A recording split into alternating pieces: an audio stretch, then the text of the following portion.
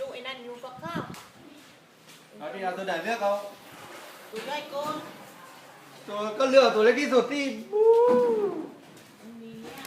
แม่ยังได้ตัวนี้เอากินเลยเนี่ย ปลาอะไร แค่เนี้ย เราอยากได้ตัวไหนอ่ะจะไปทำบุญใหญ่ไหม อ๋อไม่รู้ว่าอะไร เอาสีเดียด